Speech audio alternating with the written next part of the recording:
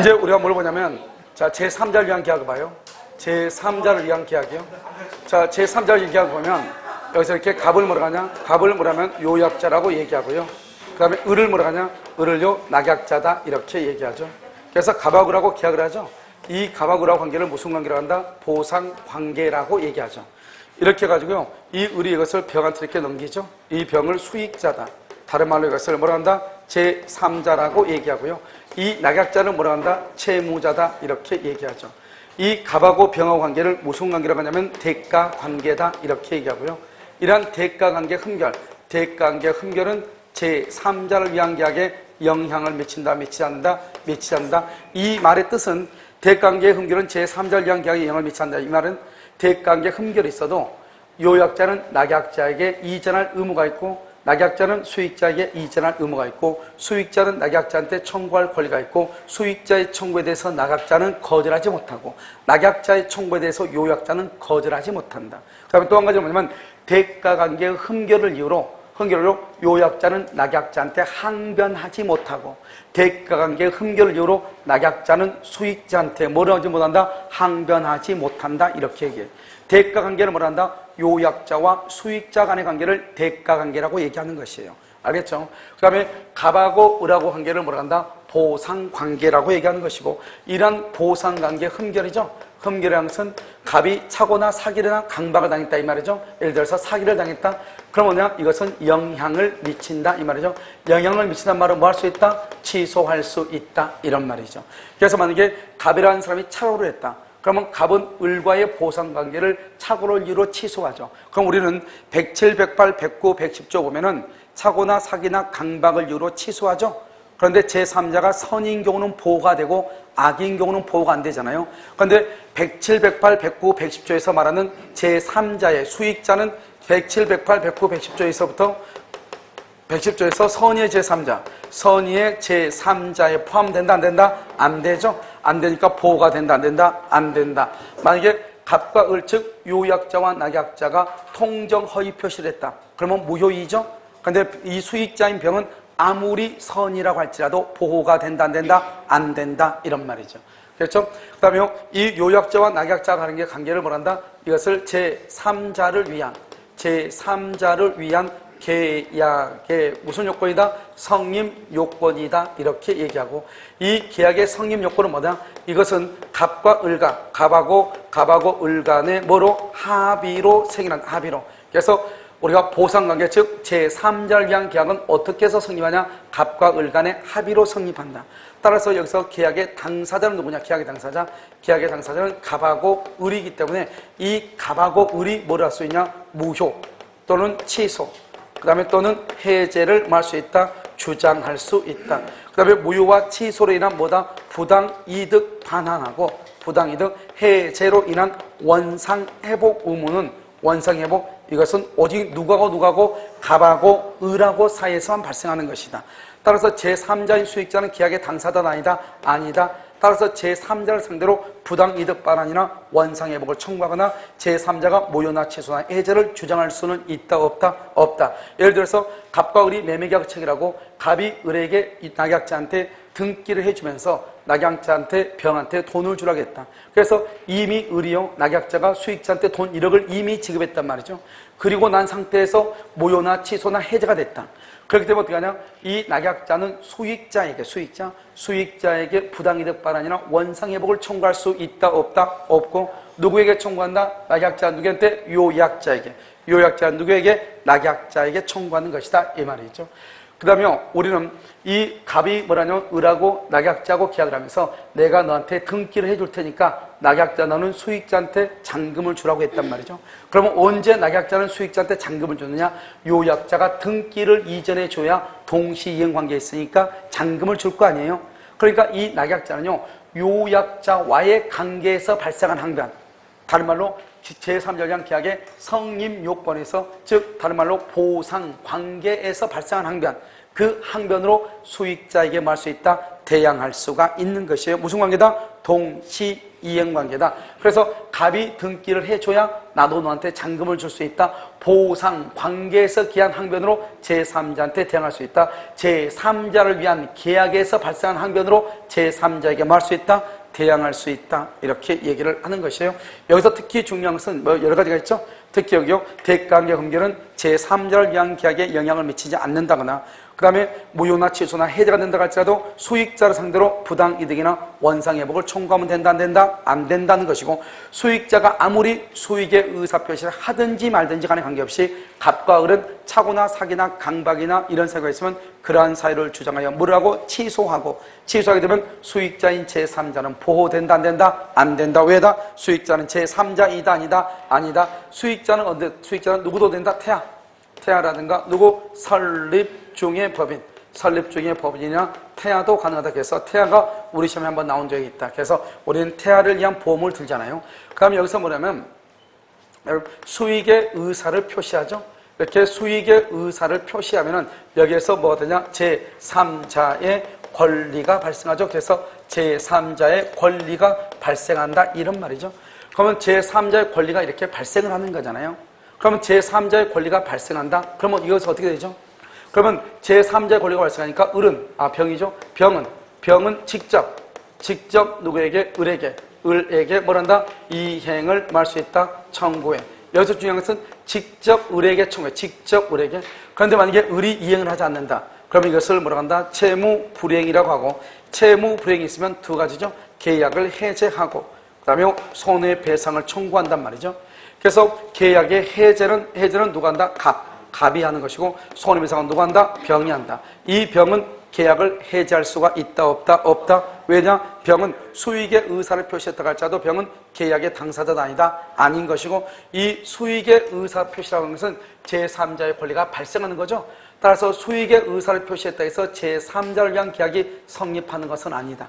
제3자를 위한 계약은 갑과 을 간에 뭐에서 합의로서 성립하는 것이지 수익의 의사 표시에서 성립하는 것이 아니다. 그 다음에 수익의 의사표시 항상 뭐다? 그것은 형성권이죠. 그래서 형성권은 재산권의 일종이니까 뭐 할 수 있다? 양도할 수 있고, 상속할 수 있고, 그 다음에 가등기할 수도 있고, 채권자 대위권도 가능하고, 그 다음에 형성권으로서 이것은 일방적 의사표시죠. 일방적으로 의사를 표시한다. 따라서 병이 수익의 의사를 표시할 때는 을의 동의가 필요하다, 필요하지 않다? 필요하지 않다. 그럼 이것은 뭐다? 의사를 표시해야 제3자의 권리가 발생하는 거죠. 따라서 이 의사 표시에서 뭐냐? 여기 을이 누구에게? 을이 병에게 수익 여부, 수익할래 말래 수익 여부를 최고로 했어. 병에게 최고했더니 병이 아무런 말이 없어. 그러면 수익이다, 수익을 거절이다, 수익을 거절한 것으로 본다. 수익을 거절. 그 다음에 여기에서 또 일방적 의사표시, 일방적이라는 말이 뭐다? 이것은 단독행위죠. 그래서 단독행위이다. 그러면 이 단독행위는 원칙적으로 뭐를 붙일 수 없다? 조건을 붙일 수 없지만 상대방에 뭐가 있으면? 동의가 있으면 가능하다, 이 말이죠. 동의가 있으면. 이것을 우리는 수익의 의사표시라고 얘기하는 것이고, 수익의 의사표시 후죠. 수익의 의사표시도 여전히 병은 계약 당사자가 아니다. 계약 당사자가 아니죠. 그래서 무효 취소 해제를 주장할 수 있다, 없다? 없고, 두 번째는요, 갑과 을의 합의로 수익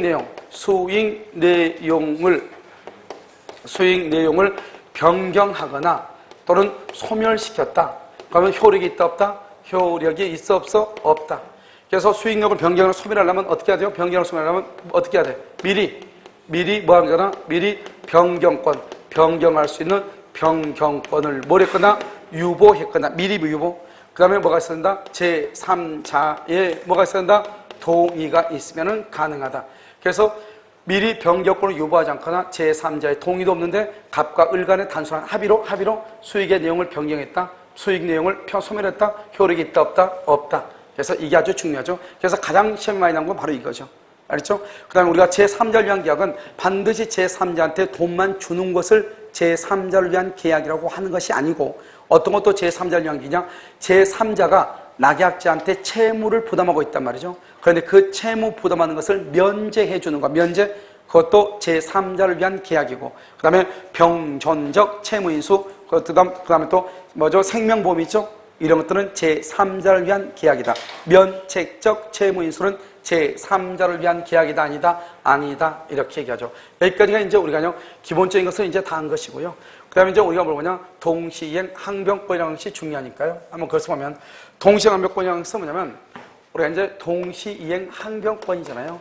이 동시이행 항변권은 항변권, 나중에 우리가 마지막에서 보면 알겠지만, 항변권하고 유추권은 위법성을 조각하는 사유다, 이 말이죠. 그래서 동시행 항변권 이렇게 됐죠. 그러면 항변권이라는 것이 뭐지가를 잠깐 봐야 돼요. 이렇게 갑하고 을하고 잠금자자가 됐죠. 갑이 을한테요, 자기 자신의 서류를 등기 서류를 제공해. 그랬으면 등기 서류를 제공하죠. 그럼 을도 갑한테요, 잔금을 이렇게 제공해야죠. 이 두 가지는 무슨 관계다? 동시이행 관계잖아요. 동시이행 관계라고 그래요. 그래서 등기하고 잔금은 동시이행 관계란 말이죠. 그런데 만약에요, 여기서 이렇게 갑하고 이렇게 을하고 있는데요. 여기서 갑이 을한테요, 등기 서류를 제공해서 등기 서류를, 그러면 을은 잔금 지급을 거절할 수 있어요, 없어요? 거절하지 못하죠. 잔금 지급을 거절하지 못한단 말은 을은 항변권이 있다, 없다? 항변권이 없다, 이 말이고, 만약에요, 여기서요, 이렇게 갑이 있고, 여기 그랬어요, 여기요, 갑이 을한테 등기 서류를 제공하지 않죠? 제공하지 않고 을한테 잔금을 달라고 그러죠? 그러면 을은 여기서 잔금 지급을 뭐 할 수 있어? 거절할 수 있죠? 잔금 지급을 거절하는 거, 이것을 뭐란다? 항변권이 있다, 이렇게 얘기하죠. 그래서 여러분요, 우리가 항변권이라고 하는 말이 무슨 말이냐, 이 말이죠. 항변권이라는 것은 일단 등기와 잔금이 동시행 관계에 있는데, 일방이 자신의 채무의 이행을 제공한다, 안 한다? 안 하고, 상대방한테 잔금을 달라고 하면 상대방은 당신이 등기 서류를 가지고 올 때까지 나도 잔금 지급을 뭐 하겠다? 거절하겠다. 이것을 뭐라고 한다? 항변권이라고 얘기하는 것이고, 언제까지 거절하냐? 등기 서류를 가지고 올 때까지 거절하니까 이것을 우리가 뭐란다? 연기적 항변권이다, 이렇게 얘기하고, 그러니까 갑이 등기 서류를 가지고 올 때까지 내가 잔금 지급을 거절한다 할지라도 이행지체가 된다, 안 된다? 안 된다, 이렇게 얘기하죠. 그래서 동시행 항변권 이렇게 되는데, 이 동시이행의 항변권이라고 하는 것을 이해하기 위해서는 어떻게 해야 되냐면, 먼저 여기서 이제 유상계약이라는 것이 있고, 그다음에 여기 쌍무계약이라고 하는 것이 있어. 여기 무상계약이라고 하는 것이 있고, 여기 편무계약이라고 하는 것이 있단 말이죠. 그러니까 여기서 무상계약은 뭐가 있냐? 무상계약은 사용대차하고 증여라고 하는 것이 있고, 여기 유상계약은 유상계약은 먼저 매매라고 하는 것이죠. 매매. 그 다음에 여기 교환, 그 다음에 여기 환매, 그 다음에 임대차, 그러면 도급, 뭐 이런 거 고용, 이런 것들이 다 유상계약이 돼요. 그래서 원칙적으로 유상계약이라는 것은 뭐냐? 유상이라는 것은 주고받는 거죠. 서로 대가 관계에 있는 굿보를 주고받는 것. 알겠죠? give and take. 그것을 우리는 뭐라 한다? 유상이라고 하고, 쌍무는 쌍방이 의무를 부담하는 거죠. 그런데 쌍무계약에만 있는 것이 있죠. 쌍무계약에만 있고 다른 곳은 없는 것. 그것을 우리는 뭐라 한다? 동시이행 항변권이라고 얘기하는 것이고, 그 다음에 이것을 또 뭐라 한다? 위험, 부담, 이렇게 얘기하는 것이죠. 그 다음에 원칙적으로 유상계약은 쌍무계약이고, 쌍무계약은 유상계약이란 말이죠. 무상계약은 편무계약이고, 편무계약은 무상계약인데요. 우리가 예외적으로 유상계약이면서 편무계약인 게 하나가 있단 말이죠. 이것을 우리는 뭐라 한다? 현상광고라고 얘기하는 거죠. 그래서 현상광고는 유상이면서 편무계약이기 때문에 유상계약이 언제나 쌍무계약이다 그러면 안 되죠. 왜냐하면 무슨 계약이 있다? 편무계약이 있으니까 편무계약이 언제나 무상계약 그러면 안 되죠. 왜냐? 편무계약 중에서도 유상계약인 현상광고가 있다, 이런 말이고, 그 다음에 무상계약은 언제나 무슨 계약이다? 편무계약이고, 쌍무계약은 언제나 무슨 계약이다? 유상계약이다, 이런 말이죠. 이렇게. 그 다음에 원칙적으로 유상계약이지만 당사자는 합의로 유상, 원칙은 무상이지만 합의로 유상이 되는 것이 있죠. 그것을 우리는 뭐라 한다? 소비대차계약이다, 또는요 위임이다, 임치다, 종신정기금이다, 이 말이죠. 여러분 요즘 뭐 종신정금이 많이 줄어들었다고 얘기했죠. 연금제도가 있어가지고 종신정금이라고 해서 죽을 때까지 정기적으로 돈을 주겠다, 이 말이잖아요. 이런 것들은 다 소비대차는 원칙적으로 무이자 소비대차가 원칙이에요. 그런데 이것을 이자부 소비대차 그러면 유상이 돼. 유상계약은 뭐가 돼? 쌍무계약이 돼. 쌍무계약이란 뭐가 있어? 동시행 항변권이 있어. 그래서 우리 시험에 뭐라 나왔냐? 다음 중에서 쌍무계약, 뭐죠? 동시행 항변권이 인정되지 않는 것은 이렇게 시험에 나왔단 말이죠. 그게 바로 뭐다? 1번 매매, 2번 교환, 3번 환매, 4번 도금, 그 다음에 5번이 무이자 소비대차. 무이자 그러면 무상이죠? 무상이니까 뭐죠? 편무죠? 항변권이 있다 없다? 없다 이런 말이고요. 유상계약에 있는 거 있죠? 유상계약. 유상계약에 있는 게 바로 담보 책임이란 말이죠. 그래서 담보 책임은 유상계약이 있고요. 여기 계약의 해제권 있죠? 해제권도 원래는 유상계약이 있는데 우리가 이제 증여했죠? 증여에 가면은 해제권이 또 있거든요. 그래서 우리가 해제권이라는 것은 언제나 유상계약에만 있는 것이 아니고 무상계약인 어디에도 있다? 증여에도 있다. 이렇게 얘기하는 것이죠. 그래서 우리가 뭐라고 하냐? 사용대차는 어떻게 해요? 사용대차는 무상편무계약이다. 그 다음에 증여계약은 무상편무다. 만약에 현상광고만 없다고 해봐. 현상광고만 없으면 유상계약은 쌍무계약이고 쌍무계약은 유상계약이고 무상계약은 편무계약이고 편무계약은 무상계약이거든요. 현상광고만 없으면 그럼 어떻게 되냐? 매매계약은 유상쌍무, 교환도 유상쌍무, 환매도 유상쌍무 이렇게 돼. 알겠죠? 여기 사용대차는요 무상편무, 증여계약도 무상편무 이렇게. 그런데 우리는 이렇게 유상계약의 경우는요 거의 모든 것을 매매계약에다가 규정을 하고 다른 규정에 뭐하고 있다? 준용하는 체제를 두고 있어. 그래서 매매계약을 하고 교환이라든가 함이라든가 임대차 이런 것에 뭘 한다? 준용하는 체제를 두고 있단 말이죠. 준용. 그래서 그러면 매매에 보면 뭐가 있죠? 매매대금 있죠? 교환에 보면 뭐가 있다? 보충금이라고 하는 것이 있죠? 그래서 우리가 뭐라고 하냐? 교환계약에서 보충금은 매매계약에서 매매대금에 관한 규정을 준용한다 이렇게 표현을 하는 것이에요. 그 다음에 여기에서 교환계약은 유상쌍무계약이죠? 그러니까 교환계약은 매매하고 똑같으니까 교환계약에도 해제권과 담보책임이 있고 또 유상쌍무계약이죠?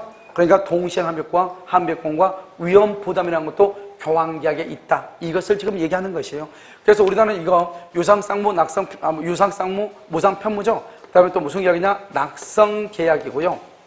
그 다음에 불요식 계약이다 이 말이죠. 불요식 계약이다. 그러면 우리는 낙성이라는 것은 낭만하면 계약이 성립한다는 것이고 불요식이라는 것은 일정한 방식을 요하지 않는다는 것이고 그 다음에 낙성 계약하고 반대가 무슨 계약이 있다? 요물 계약이라고 하는 것이 있다. 여러분 요물 계약은 뭐가 있죠? 요물 계약은 계, 보가 있죠? 현대, 계보. 우리 지금 딱 한 번 나왔죠? 그래서 현상광고, 그 다음에 대물변제, 계약금 계약, 보증금 계약 이 네 가지는 요물이고 나머지 우리나라요 현상광고 빼고 나머지 모든 계약은 다 낙성 계약이에요. 그러니까 어떻게 있냐? 사용대차는 무상 편무 낙성 불요식이다. 그 다음에 매매계약은요 유상 쌍무 낙성 불요식이다 이렇게 있죠. 불요식 계약하고 반대가 되는 게 뭐죠? 요식이죠. 이 요식 계약이란 뭐가 있다? 이것은 특별 성립 요건이다. 그럼 특별 성립 요건은 뭐가 있죠? 특별 성립 요건 뭐가 있어요? 예를 들면 법인 있죠? 법인의 경우는 설립 뭐를 해야 돼? 등기를 해야 되고 유언의 경우는 5가지 뭐가 있어야 돼? 방식이 있어야 되고 어음도 일정한 방식이 있어야 되고 그 다음에 여기 이것뿐만 아니고 우리가 이제 가족법 있죠? 가족법에 관한 모든 것들은 다 요식이에요. 특별한 성립 가족법이요. 그 다음에 여기 유언, 근데 여기 유언을 그냥 하나 써놓은 거죠. 알죠? 그 다음에 여기 질권 설정 있죠? 질권 설정 여기서 요물성이라고 해가지고 반드시 물건을 교부해야 돼. 교부하지 말자. 이런 것들은 뭘 한다? 특별 성립 요건이다. 이렇게 얘기해. 특별 성립 요건을 뭘 한다? 요식행위라고 얘기해. 그래서 이런 것들 빼고는 우리는 무조건 다 뭐다? 불요식이다. 이 말이죠. 그래서 우리 채권법상의 계약은 다 불요식 계약이다. 그래서 무상계약은 뭐죠? 사용대차는 무상편무, 낙성, 불요식 계약. 막 여기서요. 환매는 뭐죠? 환매, 유상쌍무, 낙성, 불요식 계약. 이렇게 얘기하는 것이에요. 알겠죠? 그래서 이 표를 어느 정도 여러분요 알고 있어야 되고 여기서 말하는 동시행 항변권 양식 바로 여기에서 나오는 것이죠. 알겠죠? 어디서 나온다? 쌍무계약. 아까 우리가 뭘 배웠냐? 위험부담 배웠죠? 위험부담도 항상 무슨 말이 나오냐? 후발적으로 쌍무계약에 있어서 이게 쌍무계약 이행 불능이 된 경우 이렇게 쌍무계약. 그래서 여러분요 나중에 위험부담이라고 하는 그 부분을 보면 반드시 뭐라고 나오냐? 쌍무계약 이런 말이 나와. 물론 동시행항변권도 뭐냐? 한 개, 알겠죠? 대가 관계에 있는 쌍무계약이다. 쌍무계약 이 말이 꼭 나온단 말이죠. 그 동시행항변권과 위험부담이 어디에서 나오는 것이다. 그것은 뭐죠? 쌍무계약에서 나오는 것이다. 이 말이죠. 자, 이제 그 다음에 우리 이제 동시행항변권을 잠깐 보면 동시행항변권은 내용 자체는 아주 많은 것처럼 보이지만 실제로 우리가 암기해야 될 것은 그렇게 많지는 않아요. 알겠죠? 그래서 이제 보면 첫 번째 동시에 꼴이 뭐냐면 첫 번째요. 여기 하나죠. 하나예요. 뭐다? 대가 관계. 대가 관계에 있는 무슨 계약이다? 그러면 쌍무 계약이 돼야 돼. 쌍무 계약에서 두 가지가 있죠. 뭐가 있다? 동시이행 항변권. 그 다음에 뭐 위험, 부담 이렇게. 여기 하나죠. 하나니까 뭐다? 첫 번째 별개의 약정. 별개의 약정은 동시행 관계에 있다, 있지 않다? 있지 않다. 그 다음 특별한 약정. 만약에 특별한 약정이 있다. 그럼 별개의 약정도 항변권이 뭐가 될 수 있다? 인정될 수 있다. 대표적인 말은 뭐죠? 별개 약정의 대표적인 것. 근저당권이 무효이다. 근저당권에 의한 경매가 뭐가 된다? 경매가 무효가 되죠. 그래서 근저당권에 의한 경매가 무효가 되면 경락인이요. 경락인은 말소, 소유권 이전 등기, 소유권 이전 등기에 말소 의무가 있죠. 말소 의무. 말소를 해줘야 되고요. 그 다음에 채권자죠. 그럼 채권자가 누구죠? 근저당권자죠. 근저당권자의 매각대금, 배당금, 뭐가 있다? 반환 의무가 있죠. 반환 의무. 이 두 가지는 동시이행이다, 아니다? 동시이행이다, 아니다? 알죠? 따로따로 해야 된다. 이 말이죠. 자, 그다음에 세 번째는요. 동일성이 있냐, 없냐? 동일성. 그럼 동일성이 뭐가 있죠? 채권 양도하고 또 뭐가 있죠? 상속. 이런 경우는 동일성이 인정되니까 항변권이 인정이 되지만 경계의 경우는 구채무를 소멸시키고 신채무를 새롭게 발생시키는 거죠. 동시이행 관계에 있다, 있지 않다 이 말이고. 그다음에 네 번째는요. 무슨 말이 나오냐? 채권을 담보하기 위하여 담보권 소멸 절차 이 말이죠. 소멸 절차. 채권의 담보를 위하여 담보권을 설정했는데 담보권을 소멸하는 절차. 다른 말로 보죠. 담보권 소멸 절차가 말이 무슨 말이에요? 이것은 저당권 등기 말소 이 말이죠. 등기 말소. 이 채권을 만다 변제. 채권의 변제와 저당권 등기의 말소는 동시이행이다, 아니다. 동시이행이 아니다. 채권의 변제가 선이행이다 이 말이에요. 선이행. 먼저 돈을 갚아야 된다. 먼저. 알겠죠? 절대로 먼저 동시행이 아니다. 그래서 채권을 담보하기 위해서 저당권을 설정했다. 채권을 담보하기 위해서 근저당권을 설정을 했다. 그렇다 하더라도 이건 동시행이다, 아니다? 아니죠? 그래서 근저당권 등기를 말소를 먼저 해달라 그러면 안 되죠? 먼저 변제하고 나서. 그 다음에 저당권이 소멸하죠? 그러면 어떻게 돼요? 나중에 등기를 말소하면 된다. 이런 말이고요. 다섯 번째는 또 뭐가냐면 매매죠. 매매예요. 매매에서는 항상 매매란 말이 나오죠. 완전한 권리를 이전한다 이 말이죠. 완전한 권리를 이전이요. 그래서 매매계약에서는 어떻게 돼요? 이렇게 갑이 있고 을이 있죠. 갑이 을한테요. 뭐를 해준다? 등기를 이전해줄 의무가 있죠. 을은 갑한테 뭐를 해요? 을은 갑한테 잔금을 지급할 의무가 있죠. 무슨 관계다? 동시이행이죠. 동시이행은 뭐다? 채무 불이행이다, 아니다? 아니죠. 계약을 해지할 수 있다, 없다? 해지할 수 없다. 이 말의 뜻이 뭐냐? 등기하고 잔금은 동시이다 이 말이죠. 그런데 이 매수인이요. 여기서 부가가치세, 자기가 부가가치세하고요. 그 다음에 양도소득세를 을이 부담한다겠다 이 말이죠. 그럼 어떻게 돼요? 잔금 플러스 양도소득세하고 잔금 플러스 부가가치세가 소유권 이전 등기 의무와 무슨 관계다? 동시이행 관계다 이 말이고요. 갑의 건물에요. 갑의 건물에 이미 저당권이나 또는 근저당권이 설정됐다. 압류나 가압류 등기가 됐다. 가처분 등기가 되었다. 이런 말이죠. 가처분 등기. 그러면 여기서 이런 경우는 어떻게 돼요? 이런 경우는 이 갑의 건물에 저당권이나 근저당권이나 압류나 가압류나 가처분 등기가 있죠. 그럼 이런 모든 등기를 뭐라고? 말소. 이런 모든 등기를 말소하고 플러스 소유권 이전 등기가 잔금하고 무슨 관계? 동시에. 여기서 중요한 말이 무슨 말이에요? 가압류나 가처분 등기가 있다 해서 계약을 해지할 수는 없다 이 말이죠. 왜냐하면 압류나 가압류나 가처분 등기가 있죠. 그러면 가압류나 가처분 등기 말소 플러스 소유권 이전 등기가 잔금하고 동시이행 관계에 있기 때문에요. 이때는 뭘 할 수 없다? 계약을 해지할 수가 있다, 없다? 없다. 이렇게 없다. 이 말이 중요하고 하나가 더 있는데 뭐냐면 여기서 목적물의 인도 의무. 알겠죠? 여기 6번죠. 목적물의 인도 의무. 이것을 인도 의무가 있는데 이 물건을 인도해야 된단 말이죠. 그런데 이 건물이요. 멸실이 돼가지고 이행불능이 됐어요. 이행불능이 돼가지고 이행불능. 그래서 이것이 손해배상 채권으로 바뀌어. 손해배상 채권으로 바뀐다 이 말이죠. 이 손해배상 채권도 상대방의 의무와 무슨 관계다? 동시이행이다. 그래서 목적물에 인도 의무가 있는데 그 목적물이 멸실됨으로써 이행불능이 됐다 이 말이죠. 목적물이 멸실됨으로써 이행불능, 그 이행불능에 귀책 사유 있는 자는 그 이행불능을 위한 손해배상에 대해서도 책임을 지지만 그것은 상대방의 의무와 무슨 관계다? 동시이행이다. 이렇게 얘기하는 것이에요. 이것을 얘기하고 두 번째는 뭐냐면 변제기에 있어야 돼요. 변제기요. 그래서 변제기에 있어야 되기 때문에 첫 번째는 뭐냐면 불안의 항변권이다. 그럼 불안의 항변권이라고 하는 것은 뭐냐면 그것은 신용불안, 신용불안하고요.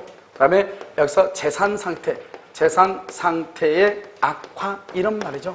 재산 상태 악화됐다. 그러니까 불안하다. 내가요 중도금 날짜에 중도금을 지급을 해야 되는데 중도금을 주면 뭐 하겠어요? 나한테 집을 판 매도인이 지금 신용불안으로 곧 파산 선고를 받는다 이 말이죠. 무슨 말인지 알겠죠? 이럴 때는 신용이 불안하죠. 그래서 나는 내가 원칙적으로 선이행으로서 중도금을 지급해야 됨에도 불구하고 너로 인해서 내가 불안하니까 중도금을 지급하지 못하겠다. 이것을 불안의 항변권이다 이렇게 얘기한 거예요. 이러한 경우는요 중도금 날짜에 중도금을 지급하지 않았다고 하더라도 채무 불이행이 된다 안 된다. 왜? 항변권.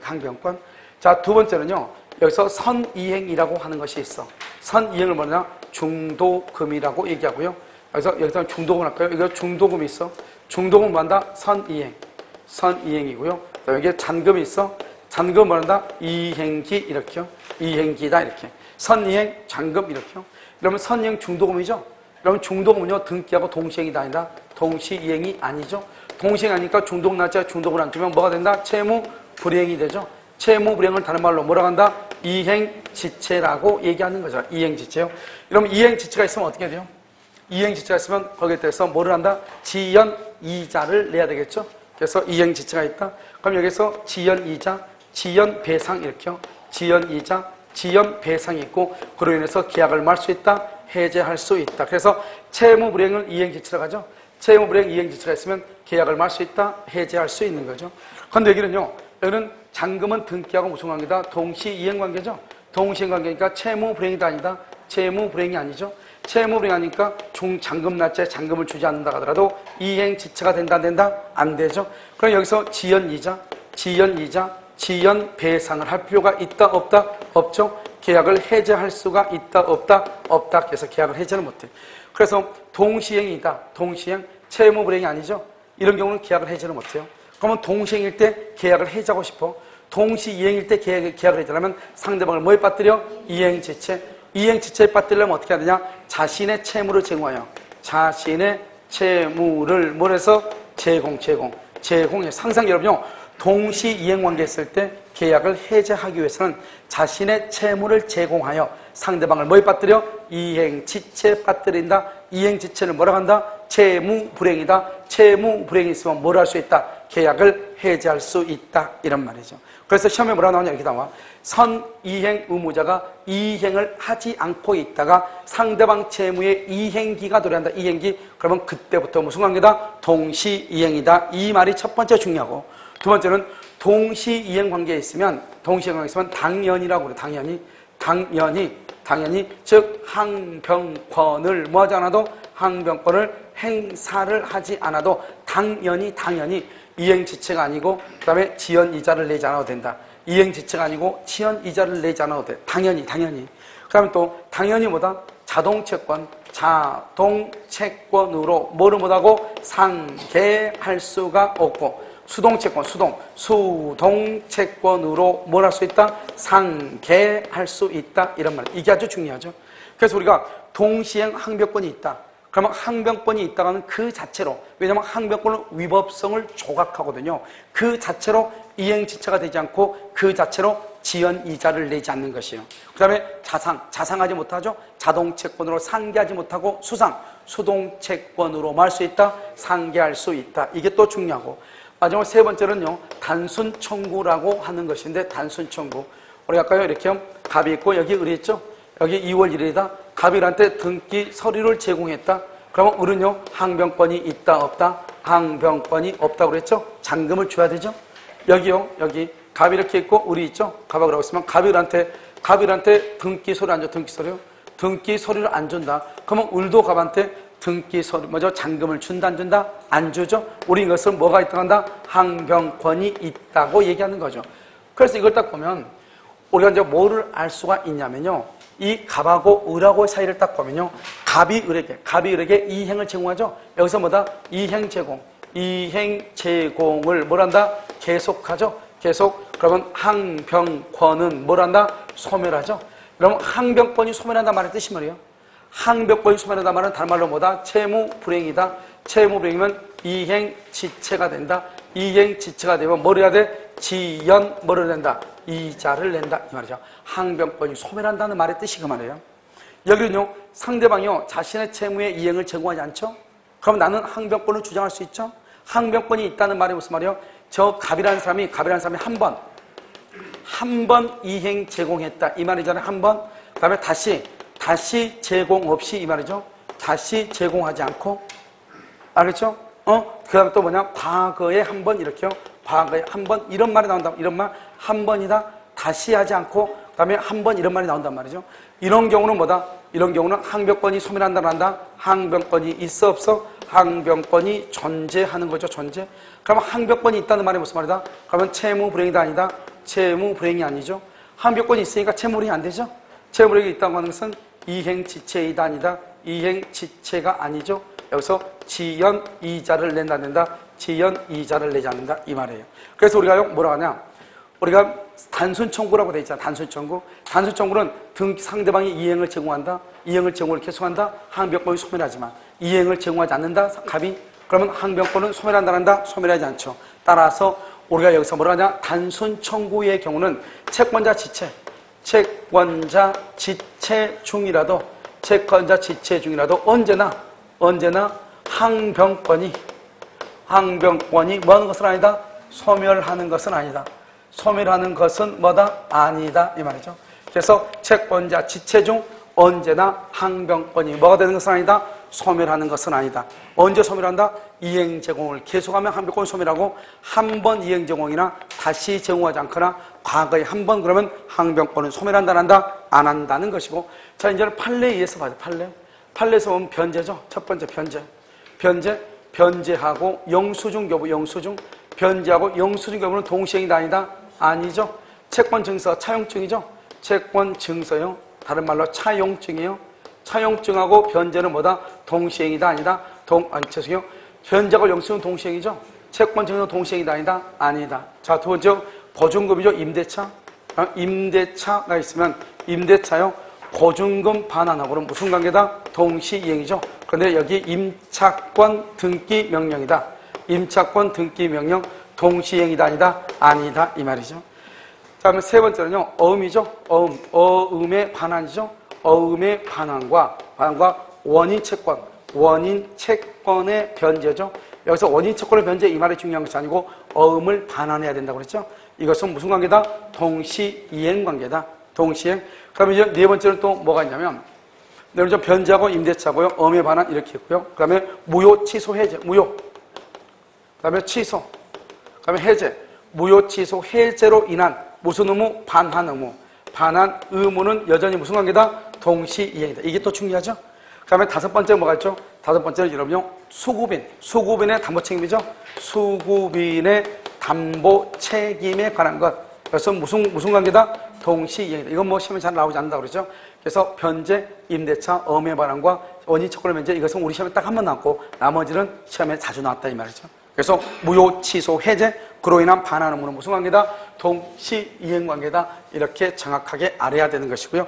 그럼 이제 동시행 관계에 있을 때 먼저 이제 동시이행 항변권이라고 하는 것하고 항변권, 그다음에 유치권이라고 하는 것하고 이제 비교를 하는데 이 두 가지는 뭐란다? 첫 번째 이 두 가지는 위법성 조각사유다. 이런 위법성 조각사유라고 하는 것은 항변권이나 유치권이 있으면 적법이다, 불법이다, 적법이다. 그래서 항변권에 의해서 목적물을 점유하죠. 그럼 목적물을 점유하면은 이 점유는 적법이다, 불법이다, 적법이죠. 적법이지만 점유로 인한 뭐는 사용 이익은 뭐는 해야 돼? 반환을 해야 되는 것이고. 세 번째요. 유치권이나 항변권을 행사하고 있다고 할지라도 소멸시효는 진행한다 안 한다? 진행을 한다. 소멸시효를 진행하고. 네 번째 유치권이나 동시항변권을 소송상 소송상 행사를 했느냐 안 했느냐, 행사를 했냐 안 했냐. 그래서 동시함권 유지권을 소송상 행사를 한다. 그러면 어떤 판결이다? 상환. 무슨 판결? 급부 판결이다. 상환 이행 판결, 급부 판결이고, 행사하지 않는다? 그럼 무슨 판결이다? 전부 패소 판결이다. 이런 말이죠. 여기까지를 우리가 뭐라냐면 동시이행 항변권이다 이렇게 하고, 말은 되게 길어 보이지만 특히 여기 있죠. 여기 이 부분은 우리가 특히 여기 소멸시효가 진행하죠. 항변권이 있어도 소멸시효가 진행하고, 항변권을 위해서 목적물을 점유하죠. 적법하지만 사용이익이 있으면 뭘 한다? 반환을 해야 돼요. 특히 임대차에서 임차권 등기명령은 동시행이 아니고, 무효취소 해돌이란 반환문은 무슨 관계다? 동시이행인 것이고, 단순 청구는 채권자 지치에 빠졌다 할지라도 언제나 항변권이 소멸하는 것은 아니고, 우리가 불안의 항변권이라고 했죠. 신용불안이라든가 재산상태 악화 이런 것을 불안의 항변권이다 이렇게 얘기하는 것이고, 중도금하고 잔금이 있죠. 중도금 날짜에 중도금을 주지 않다가 잔금 날짜가 되죠. 그러면 그때부터 무슨 관계? 동시이행.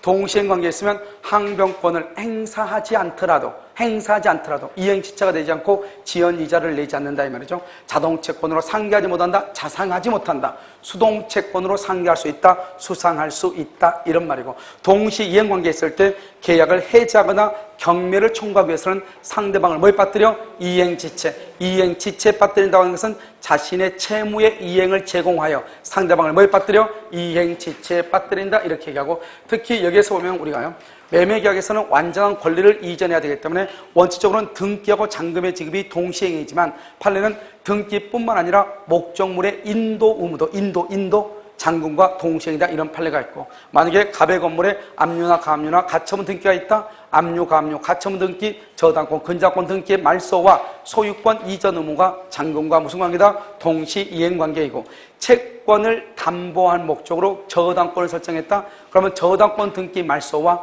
채권의 변제는 동시이행이다 아니다? 아니죠. 담보 종된 권리니까 동시이행이 아니고 먼저 변제를 선이행해야 되는 것이고, 그 다음에 별개의 약정은 안 되지만 당사자 간의 약정에 의해서 별개의 약정의 경우도 항변권을 인정할 수가 있고, 근저당권 등기, 근저당권에 대한 경매가 무효가 됐다. 그러면 배당을 받은 채권자의 배당금 반환 의무와 경락을 받은 경락인의 등기 말소 의무는 동시이행이다 아니다? 아니다. 목적물의 인도 의무가 있는 자가 그 목적물에 인도하기 전에 이행 불능으로 인해서 목적물이 멸실됐다. 그로 인한 손해배상 채권도 상대방 채무와 무슨 관계다? 동시이행인 것이고, 그 다음에 여기 동시이행, 채권양도 채무인수는 여전히 동일성이 유지되니까 채권양도 상속, 동일성이 유지가 된다. 동시이행 관계. 그런다 경계는 굿채무가 소멸하고 새로운 채무가 발생하죠. 그러니까 동시이행이다 아니다? 아니다. 이렇게 잠깐 쉬도록 하겠습니다.